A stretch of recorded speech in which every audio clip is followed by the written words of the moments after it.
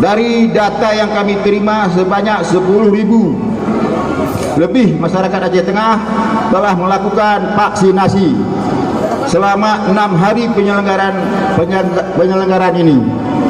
Hal ini terbukti animo masyarakat untuk melakukan vaksin dan melihat pacuan kuda langsung sangat tinggi.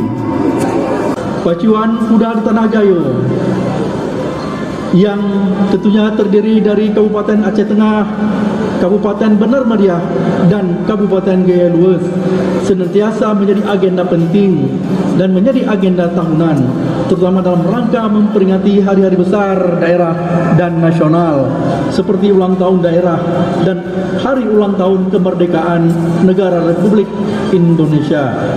Kita bersyukur karena Lomba Pacuan Kuda Gayo telah masuk dalam agenda Organisasi Persatuan Olahraga Berkuda Seluruh Indonesia atau yang kita kenal dengan Pordasi.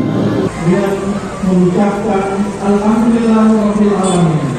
Lomba Pacuan Kuda Tradisional Gayo dalam rangka ulang tahun Kota Tangerang ke-445 tahun 2022 resmi saya nyatakan ditutup.